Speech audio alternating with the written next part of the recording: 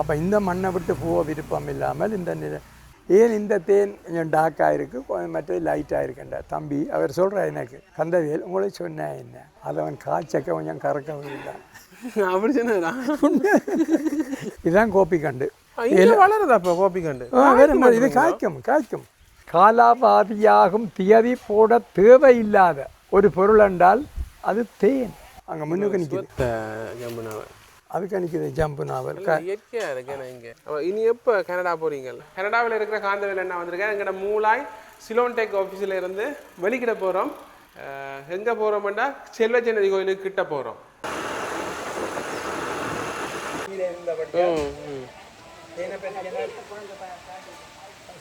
அண்ணாட்ட வந்து நாங்கள் அண்ணா தேன் தந்துருக்கிறாரு எங்கள்ட வீடியோ பார்த்தார் நாங்கள் தேனும் கொடுக்குறோம் நாங்களாம் தம்பி நான் எடுத்து தருவேன் ஒரிஜினல் தேன்ண்டார் அவருக்கா டேஸ்ட் பண்ணி பார்ப்போம் இதுக்கு செக் பண்ணுறதுக்கெல்லாம் நிறைய மெத்தட் இருக்குது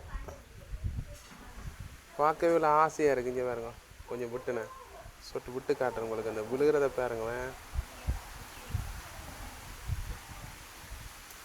ஏன்னா தேன் விலை வந்து இப்போ உள்ளூர் மார்க்கெட்டில் 6000 ரூபா விற்கிறவன் வளமையாக 4000 ரூபா தான் விற்கிறவன் இப்போ வந்து சீசன் இல்லையா ஒரு போத்தல் தொடங்குது ஒரு போத்தல் ஒரு லிட்டரும் இல்லை குடிச்சு பார்ப்போம் இப்படி இருக்குன்னு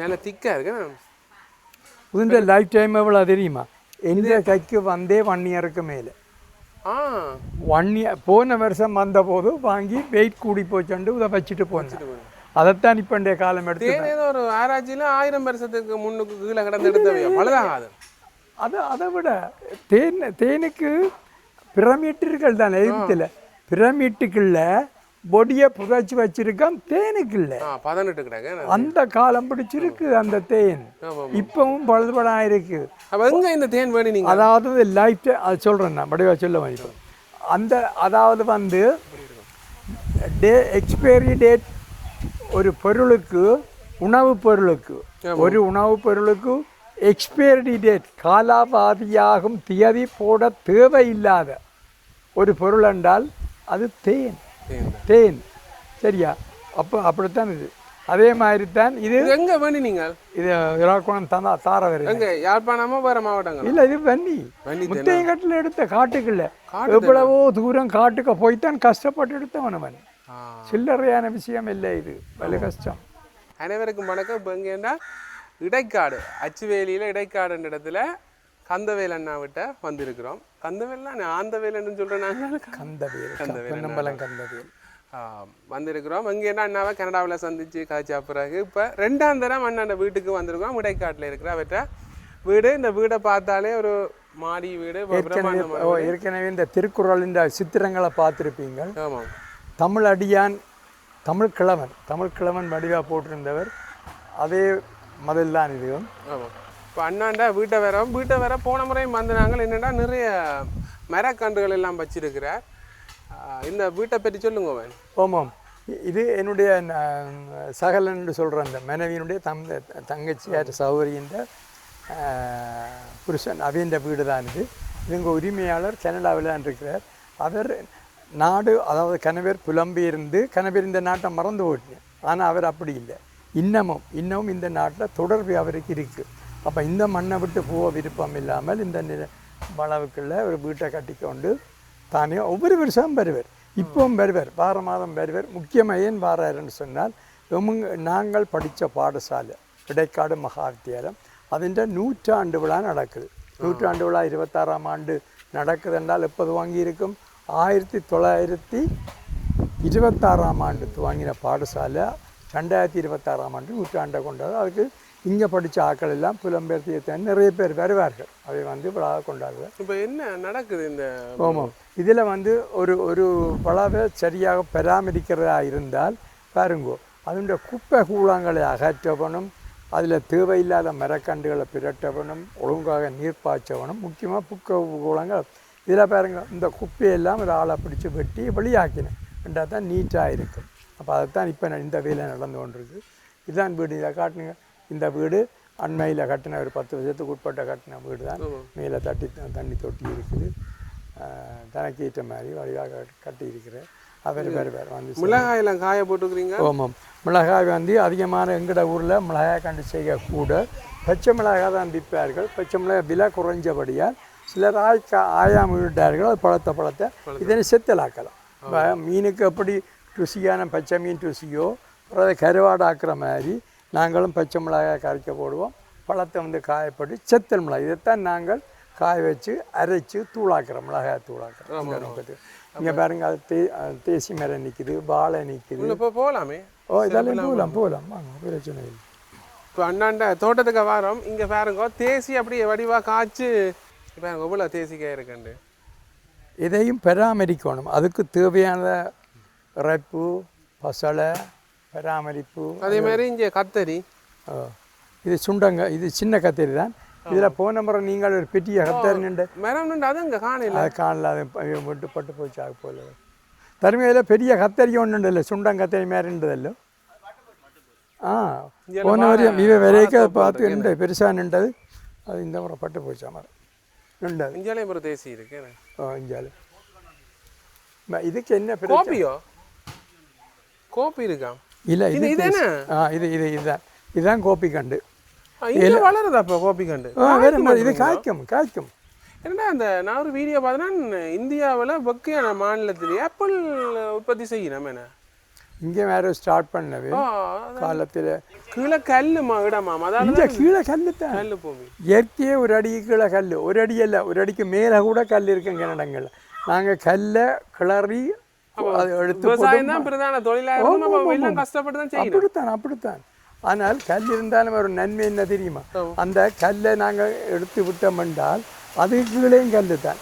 அப்போ போடுற பசலை ஒரு அளவுக்கு மேலே போகாது.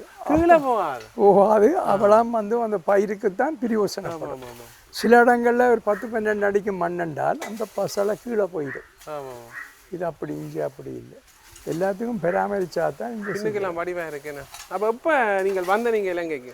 நாங்கள் வந்து இப்போ இங்கே நான் 20ஆம் தேதி வந்துடுறாங்க. நான் 19ஆம் தேதி கனடாவில் படிக்கிட்டு 20ஆம் தேதி கொழும்புக்கு வந்து, கொழும்பெல்லாம் நான் வவுனியா வந்து வவுனியாவிலே எனக்கு கொஞ்சம் அலுவல் நிலம் புலம் இருக்குது, வீடு வாசல் இருக்குது. அங்கே போனான் அதையும் பார்த்து கொண்டு ஒரு 4 நாள் அங்கே நின்றுட்டு அப்புறம் இங்கே வந்தேன். போன ஞாயிற்றுக்கிழமை இங்கே வந்தேன். இது அந்த இடையில உங்களுக்கு என்ன சொல்கிறேன் முகாமா இது என்ன ஒரு வலை கொண்டு விற்க இருந்தான்னு சொன்னீங்க. அது அந்த ஓமந்தேல அந்த காணி இன்னும் விற்கலேன் என்றால் அதில் வந்து வவுனியா காணிக்கும் யாழ்ப்பாண காணிக்கும் வித்தியா. இங்கே உறுதி இருக்குது. அங்கே பெர்மிட், அரசாங்க பெர்மிட். அதனாடி உடனடியாக 2ஆம் பேர் வழிக்கு மாத்திர கஷ்டம். அதுக்கு எனக்கு உறுதி தருவார்கள். அந்த அளவில் நடந்து வந்த பிறகு அதை கொடுப்பேன். 2-3 பேர் வீடியோ போட்டு எனக்கும் எடுத்து கேட்டேன் அந்த காணி என்ன மாதிரி என்று. அப்போ நான் கணவருக்கு சொன்னான், முதல் யாரும் கேட்ட என்ன நோக்கத்துக்காக நீங்கள் வந்து காணியை விசாரிக்கிறீங்க. அதில் போட்டிருக்கிறேன் நான் ஆடு மாடு வளர்க்குறதுக்கு, பயிர் செய்கிறதுக்கு செல்லாமண்டு. ஆனால் அவே அந்த காணின்ற விலை கூட ஒரு A9 ரோட் சைட்டுக்கு அந்த லொக்கேஷனுக்கு ஏற்ற மாதிரி விலை கூட. அவை அந்த விலைக்கு அதை வாங்குறதுக்கு அவையை கட்டும். ஆனால் வியாபார நோக்கத்தில் வேறு நோக்கத்தோடு இருக்கிறார்களுக்கு பரவாயில்லையாண்டு நான் இப்போ தற்சமயம் நிப்பாட்டிருக்கிறேன். அதை உறுதியாக்குறாங்க. அந்த அளவில் வந்து உறுதியாக முடிய தொடர்ந்து நான் அதை கொடுக்குறது தான் இருக்கிறேன். இதேன் பொச்சு எப்படி வச்சிருக்கிறீங்க? இல்லை காய விட்டுருக்கீனே. என்ன காயதானோ? என்ன நோக்கத்தில்? இல்லை நிலத்தில் இடம் இல்லையோண்டோ அல்லது இப்படி இருக்கலாம் தான். அப்படி காய வச்சு தான் நீங்கள் பாவிக்கிறதோ? காய்ஞ்சால் லேசாக கீழே தானே போட்டு சும்மா போடுறோம். கீழே போட்டாலுமே காயும். பழம் நிறைய காய்ச்சிருக்கேன். சின்ன மரத்தில் காய்ச்சி ஒரு பெரிய காய் இருக்காது. என்ன பலாதானோ? வித்தியாசமான முள் வந்து வேறு மாதிரி இருக்கு. இல்லை இது பலாப்பழம் தானே. இல்லை இந்த முள் என்ன? இல்லை பலாப்பழம் தான். பிலாதான். இந்த முள் கொஞ்சம் அகலமாக விரிஞ்சிருக்கு. அகலமாக விரிஞ்சிருக்கு. அன்னமுன்னாக்காய் மாதிரி கிடையாது. இது அன்னமுன்னாக்காய் தான், நோட் பிலாக்க. இது பிலாக்கா தான். ஜம்பு நாவல் கிடையாது. நல்ல வடிவம். அங்கே ஜம்பு நாவல் காய்ஞ்சது எல்லாம் கொண்டு போங்க. அங்கே முன்னுக்கு நிற்கிது ஜம்பு நாவல். அதுக்கு நிற்கிது ஜம்பு நாவல். இயற்கையாக இருக்கேன். இங்கே எல்லாம் கொட்டுப்பட்டு போச்சு. இது சிவப்பு, அது பச்சை. இனி எப்போ கனடா போறீங்க? இடைக்காடு மாவீயத்தில் 100ஆண்டு விழா ஜூலை மாதம் 24, 25, 26 3 நாட்கள் நடக்கும். அதுக்கு நான் படித்த பாடசாலை. நான் மட்டுமில்லை, என்னோட மனைவியும் இங்கே தான் படித்தது. நாங்கள் ரைட். அப்போ 2 பேரும் அதில் இருந்து எங்களுக்கு நிச்சயமாக பொறுப்பு இருக்குது. அதில் படித்த பழைய மாணவர் நாங்கள் தான் அந்த பாடசாலையை கவனிக்கணும். அதுக்காண்டி நூற்றாண்டு விழா மண்டபம் ஒன்று கட்டுறோம். அது சில வேளை நேர காலம் முடியாக இருக்கலாம். ஆனால் மற்ற எல்லாம் நடந்துகிட்டு முடிந்தால் இப்போ நாங்கள் பாடசாலை இப்போது எல்லாமே இருக்க பார்த்துட்டு போவோம். ஆமாம், இங்கே பாருங்க நிறைய பூக்கண்டுகளும் வச்சுருக்கிறீங்க. ஏன்னா ரோசா பூக்கண்டுகள். இது என்ன வேம்பு நீங்கள்? இதை வேம்பு இதுன்ற பேர் என்னன்னு தெரியாது. சித்திர வேம்புன்னு சொன்ன மாதிரி இருக்கிறாங்க. சித்திர வேம்பா? இதில் உள்ள அழகு என்னென்றால் பழத்தலில் கொட்டு பழம் இல்லை. இல்லை நெடுகப்படி பச்சையாக இருக்கும் பாருங்க. நல்ல பச்சை கலரில் இருக்குது. தளைஞ்சி வருங்க. இந்த கொப்பை வெட்டி விட்டுருக்கு. அழகாக வளரும். அங்கே இருக்கிறது ஜம்பு நாவல். அது காய என்னென்னா இந்த தேன் வந்து தேவையான அளவு எடுத்துக்கொள்ளலாமா? அவன் சொல்லியிருக்கிறான் படியங்கள். தங்களுக்கு இனி கொஞ்சம் சீசன் முடியுது. ரெண்டாலும் ட்ரை இனித்தானே இந்தியாவில் சீசன் சொல்லி நம்ம வளர்க்குறாங்க. தேனி பட்டி வளர்ப்பினோம். வளர்க்குறாக்களுக்கு சீசன் இல்லை. வளர்க்குறாக்களுக்கு இல்லை பூ இருந்தால் அதான் வளர்க்குறாக்களுக்கு. நான் இந்த தேனை பற்றி நான் உங்களோட கணக்கு வைக்கணும். கனடாவில் எனக்கு ஏற்பட்ட அனுபவம் தேனை பற்றி. ஏனெண்டா நான் அந்த காலம் பிடிச்சி தேனோட புழங்கினான். நான் பெண்ணியில் தான் அதில் இருந்தபடியே எனக்கு தெரியும். தேனுக்கு எந்த அதில் தேன் அங்கே இருந்து யார் எடுக்கிறது? நாங்கள் எடுக்கலை, நாங்கள் செய்யலை. அது தேனீ தான் எடுக்கும். அதுதான் உண்மையான தேனீ தான் எடுக்கும். அப்போ அதுக்கு என்னது? பூக்கள் வேணும். பூக்கு இல்லாத காலத்தில் தேன் என்னென்று வரும்? வராது. இனித்தானே பூக்கள் சீசன் இல்லையே. ஆனால் வேடிக்கை என்னென்றால் கனடாவில் போய் நான் ஆச்சரியப்பட்டேன். என்னென்றால் விண்டரில் எந்த வருஷம் 12 மாதமும் தேன் வாங்கலாம். தேன் எடுக்கலாம் இல்லை, தேன் வாங்கலாம். தேன் எடுக்கிற வேறு, தேன் வாங்குறது வேறு. அவன் சம்மரில் மட்டும்தான் தேனி எடுத்து போட்டு ஸ்டோர் பண்ணி வச்சுட்டு வருஷம் முழுக்க கொடுப்பினேன். சரியா? அப்போ நான் வந்து விண்டரில் கூட தேன் வாங்கலாம்னா அவைய கேட்டேன். இது என்னட்டு உங்களுக்கு இப்போங்கிற பூ இல்லை? பூவை விடுங்க ஐயா, மரத்தில் இலையே இல்லை, இலையே இல்லை விண்டரில். அப்போ என்னோட உங்களுக்கு பூ வரும்? பூ இருந்தால் தானே தேன் வரும். ஸ்டாக் பண்ணி வச்சு. அப்போ அவை சொன்ன பதில் என்னென்றால் சம்மரில் தாங்கள் நிறைய எடுத்து அதை ஸ்டோர் பண்ணி வச்சுட்டு விண்டரில் விற்கிறோம். இல்லாட்டி கூட சில நாளில் விண்டரில் கனடாவில் விண்டர் என்றால் சில நாடுகளில் சம்மர். இப்போ இங்கேயெல்லாம் சம்மர். அப்போ இங்கே இருந்தால் வாங்குவினேன், தேனை வாங்கி விற்கிறேன்னு சொல்லி. மற்றது வந்து ஒரு உண்மையான தேன், உண்மையான என்ன சுத்தமான தேன் என்று சொன்னால் அதுக்கு என்னென்று நாங்கள் கண்டுபிடிக்கலாம். என்னென்று கண்டுபிடிக்கலாம். அதில் 3 வகையாக நாங்கள் அதை சோதிக்கலாம்னு அவர்கள் சொல்கிறார். பலரும் சொல்கிறார். முதலாவது வந்து அதில் நிறை ஒரு தேன் என்றால் ஒரு ராத்தலோ அல்லது ஒரு கிலோ தேன் வந்து ஒரு போத்தல் தேன் இவ்வளவு மினிமம் இருக்கணும். அந்த வெயிட் டென்சிட்டி அந்த தடிப்பு இருக்கணும். முதலாவது இவ்வளவு நிறைய இருக்கணும். ரெண்டாவது அதை நாங்கள் ஒரு பேப்பரில், நியூஸ் பேப்பரில் அல்லது இந்த பிளட்டிங் ஷீட்டுன்னு முன்னே சொல்வார்கள், மையத்துந்தால் அதில் விட்டால் உறையாமல் அப்படியே நிற்கணும். உறைஞ்சால் இல்லை பரவப்படாது. பரவினா கருத்து என்ன? அதில் தண்ணி திறப்பு இருக்குது. தண்ணியை விட்டால் தண்ணி உடனே உருந்தார். அப்போ ட்ராப் அப்படியே இருக்கும். அதேமாதிரி தண்ணி நல்ல சுத்தமான தண்ணிக்கு விட்டால் கூட நேராக கீழே அடியில் போகும். மற்றது நெருப்பு குச்சியில் தேனுக்கு துவைச்சி போட்டு ஒரு 2 நிமிஷம் அதில் ஊற வச்சுட்டு அதை எடுத்து நீங்கள் நெருப்பு பட்டியில் தட்டினால் அது உடனே பற்ற வேணும். நெருப்பு பற்ற வேணும். நெருப்பு பற்றலை என்றால் அந்த கருத்து அது உண்மையான சுத்தமான தேன் அல்ல. ஏன் பத்திரல்லை என்ற கருத்து என்னென்றால் அவர்கள் தண்ணியில் சீனி தண்ணியோ அப்படியே கலந்தால் தண்ணி ஊறும். அந்த மருந்தில் ஊறும், நெருப்பு குச்சி மருந்தில் ஊறும். அப்போ ஊறினால் பத்தாது. நீங்கள் தான் சரியான விளக்கத்தை சொல்லியிருக்கீங்க. இவ்வளோ நேரம் இந்த விஷயம் தெரியாது, சரியான விளக்கம். அதுதான் காரணம். இல்லை, நாங்கள் எதையும் கேட்கணும். ஏன் அது பத்தல்ல? உண்மையான தேன் 10 மற்ற தேன் ஏன் 10 இல்லை? அதில் தண்ணி கலப்பு இருக்குது. அதுதான் காரணம். அதான் உண்மை. சரியா? இப்படி இருக்குது. ஆனால் இந்த நிலைமையில் எத்தனையோ பேர் கலப்படத்தையும் செய்கிறார்கள். அதில் கூட கட்டிக்காரர் இருக்கிறாங்க. மேலே நல்லதேனை விடுவினுமா? அப்போ டெஸ்ட் பண்ணிக்க இப்படி தடியை விட்டு பார்த்தா மேலே நல்லது கொண்டு வருவாங்க. நான் பவுனியாவில் கூட வீரை கண்டிருக்கிறேன். இந்த பெரிய பிளாஸ்டிக் வாழைகளில் கீழே தேன் இருக்கு, மேலே வதையை கொண்டு வருவாங்க. வதை உண்மையான வதை, அது 100% உண்மை. அந்த வதை அது 100% சரி. அவன் எதை தருவான்? வதையை தரான். கீழே இருக்கிற தேனை தான் எங்களுக்கு தருவான். ஐயா இது அதுதான் சொல்லி. சரியா? அப்படித்தான் போத்திலையும் மற்றது வந்து கலப்படம் முழுக்க கலப்படமாக செய்தால் பதை வந்து தேனீ தான் செய்யலாம். பதையை உருவாக்குற தேனீ தான். அப்போ இவனுக்கு என்ன மேலுக்கு ஒரு கொஞ்சம் பதையை போடுவாங்க, அது என்ன செய்கிறான், என்ன அதுக்கு உடனே என்ன செய்கிறான், எங்கள்ட ஹேண்டில் மிளகு திரியை வாங்கி தூள் தூளாக சீவி போட்டு அதை மேலே போட்டு கொண்டு வரான். அப்படியெல்லாம் கொண்டு வரீங்க? அப்படியெல்லாம் அதுதான் ஒரு கள்ளன்ற சிந்தனை. என்ன மாதிரி எம்பிடா தப்புறதான சிந்தனை. இப்போ நான் ஒரு நாள் என்ன தெரிஞ்ச வளமையான ஒரு கடையில் பவுனியால் நடந்த உண்மை. பவுனியால் இப்போ 70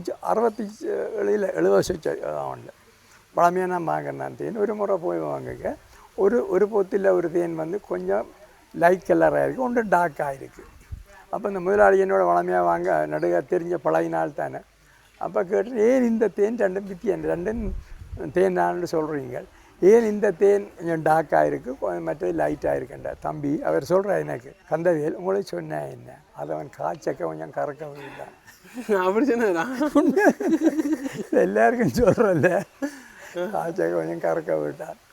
அதுக்கு ஒரு விலை, இதுக்கு ஒரு விலை. அப்போ அதுக்கு விலை. அப்போ அப்படியெல்லாம் இருக்குது. நான் கனடாவில் தேன் நான் அவரை கேட்டேன். இதோட ஒரு எக்ஸ்பர்ட்டான ஆளவரை, இதோட சம்மந்தப்பட்ட உத்தியோகத்தரை கேட்டேன். இந்த தேன் வந்து என்னட்டு உங்களை விண்டரில் எல்லாம் கிடைக்குது. அப்போ அதுனா நீங்கள் சொல்கிற சரி, விண்டரில் தேன் இல்லை தான், நான் சம்மரில் எடுத்து ஸ்டாக் பண்ணி வச்சு கொடுத்தீங்க. அப்போ இது இங்கே சொல்லுவாங்க, உறைஞ்சால் அது நல்ல தேன் இல்லையான்னு சொல்லி கலப்படம்னு சொல்லுவாங்க. அவன் சொன்னால் இல்லை, நீங்கள் பிள்ளை உண்மையாக எங்கள்ட கனடான்ற வெதருக்கு இங்கே டெம்பரேச்சருக்கு கட்டம் உரையத்தான் பார்க்கும். ஆனால் நீங்கள் அதை திருப்பி சாடையாக சூடாக்கின, எது மைக்ரோவேவில் சூடாக்கினாலும் பழைய நிலைமைக்கு வரும், அது கலப்படம் இல்லை. அவர் ஒன்று சொன்னார், நீங்கள் எல்லாம் நிற்கிற மாதிரி இலங்கையில் மாதிரி இங்கே உணவுப் பொருளில் கலப்படம் செய்யக்கூடாது, செய்ய முடியாது. ஏன்னா அதுக்கு செக் பண்ணுறாக்களா அவை கண்டுபிடிச்சிருந்தா இந்த சிவிஎம் தான் உணர்த்தைக்க ஃபைன் அடிக்கிற வரைக்கும் அப்படி. அப்போ அந்த நாட்டில் உணவில் முக்கியமாக ஒரு தரத்தை மெயின்டைன் பண்ண வேணும். அப்போ அதனாடி அங்கே கலப்படத்தை நீங்கள் சந்தேகப்பட தேவையில்லைன்னு சொல்கிறாங்க. அங்கே அந்த நாட்டில் அந்த விஷயத்தில் முக்கியம். பெண்களுக்காக பலாப்பழம் வச்சிருக்கலாம், அதையும் சாப்பிடுவோம். அப்போ எப்படி இருக்கு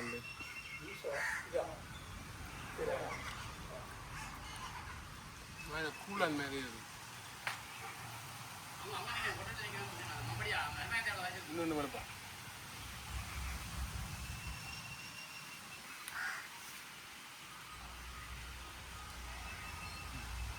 மொபைல் அடிக்கிறதா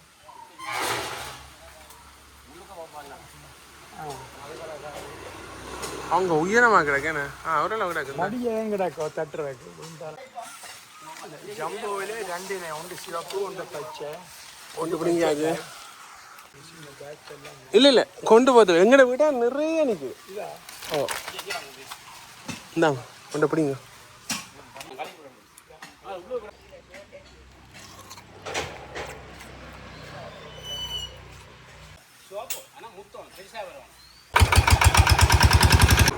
இப்போ நாங்கள் இடைக்காடு மகா வித்தியாலயம் அண்ணாண்ட பள்ளிக்கூடத்தில் இருக்க போய் பார்ப்போம்.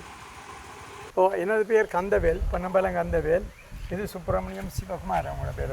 ஆமாம், எல்லாருக்கும் தெரிஞ்ச 2 பேரையும் அதிகமாக இடைக்காலில் தெரிஞ்சாக்க எல்லாரும் 2 பேருக்கும் தெரிஞ்சிருக்கும். முக்கியமாக தன்னுடைய அரச சேவையிலேருந்து ஓய்வு பெற்று இப்போ முக்கியமாக இதோடு தான் செய்து கொண்டிருக்கிறார். இப்போ இது எல்லாருக்கும் தெரியும். இது வந்து 1926ஆம் ஆண்டு ஆரம்பிக்கப்பட்ட பாடசாலை 2026ஆம் ஆண்டு 100ஆண்டு விழாவை கொண்டாடுகின்றது. அதுக்குரிய கட்டட வேலைகள் நடந்துருக்கு, பல அலுவல் நடந்தது. அடுத்த மாதம் இதுக்குரிய கண்காட்சி நடக்க போது. அடுத்த மாதம் இதுக்குரிய 3 தினங்கள் வந்து 100ஆண்டு விழா நிகழ்வுகள் நடக்க இருக்கின்றன. பலரும் வந்து இதில் பார்க்கலாம், கலந்து கொள்ளலாம். அதுக்குரிய வேலைகள் தான் மும்முரமாக நடந்து கொண்டிருக்கின்றது. பல இந்த நாட்டில் இந்த பாடசாலையில் படித்து கல்விமான்களாகவும் புத்திஜீவிகளாகவும் பலர் இருக்கிறார்கள். அவர்களெல்லாம் புலம்பெயர் நாட்டில் பலர் இடத்தில் இருக்கிறார்கள். அவருடைய கூர்ண பங்களிப்பு மூலம்தான் இந்த நிகழ்ச்சி சிறப்பாக நடக்கிறது. ஒரு குறிப்பிட்ட எத்தனை பேர், 8-9 பேர், ஒரு 10-12 பேர் பழைய மாணவர்கள். பழைய மாணவர் தங்களுடைய ஞாபகமாக ஒரு கனடா ஒவ்வொரு நாடுகளில் இருக்கணும். 12 பேர் அவையெல்லாம் சேர்த்து கிட்டத்தட்ட ஒரு 7.5 கோடி செலவில் இந்த இதை செய்து கொடுக்கிறார். ஏனென்றால் நாங்கள் மறைஞ்சு போகலாம் இல்லாமல் போகலாம், ஆனால் அதன் அடையாளமாக இந்த கட்டிடம் பேர் சொல்லி கொண்டிருக்கும். அதே மாதிரி நீங்கள் பின்னால் இருக்கிற இது வந்து நமசிவாயம் என்ற ஒரு முதியவருடைய அன்பளிப்பில் தான் அந்த கட்டிடம் கூட கட்டப்பட்டது. பெரிய 3 மாடி கட்டிடம். அதில் இங்கே பாருங்க, இந்த முன்வளைவு கூட இதில் எழுதி தந்து ஆற்ற அன்பளிப்பு மூலம் செய்தாண்டு சொல்லி இன்று சனிக்கிழமைண்டபடியால் போட்டிருக்கு. உள்ளே போகணும் பார்த்து தேவையில்லை. இந்த வீடியோ பிடிச்சிருந்தா மறக்காம லைக் பண்ணுங்க, சப்ஸ்கிரைப் பண்ணுங்க. அண்ணாவை கனடாவில் சந்திச்சினாங்க. இப்போ இந்த காணொலி எடுத்து நானும் கொஞ்ச நாள் இந்த யூடியூப் செய்தேன். சில வசதியினங்களால் செய்ய முடியலை. தொடர்ந்து வாங்க எங்கள்கிட்ட எண்டுன்னா ஒரு நாள் சுதர்சனம் மறக்க முடியாது. சுதர்சனம் வந்து நான் துவக்கி விட்ட இதை பற்றி தகவல் பிரச்சனையாகி டெக்னிக்கல் பிரச்சனையாகி அண்ணா திருப்பி என்னுடைய அனுபவங்களை தான் நான் கூட பகிர்ந்து கொள்றேன். நிறைய பேர் இப்போ நாங்கள் கனடா வந்து உங்களோட காணொலியை விரும்பி இருந்தது. சரி, நாங்கள் இதை நிறைவு செய்வோம். இந்த வீடியோ பிடிச்சிருந்தா மறக்காம லைக் பண்ணுங்க, கமெண்ட் பண்ணுங்க, சப்ஸ்கிரைப் பண்ணுங்க. நன்றி, வணக்கம். வாழ்வோம், வாழ விடுவோம், அதுதான் முக்கியம். நாங்களும் வாழணும், மற்றவர்களும் வாழ வேண்டும். நன்றி, அனைவருக்கும் நன்றி.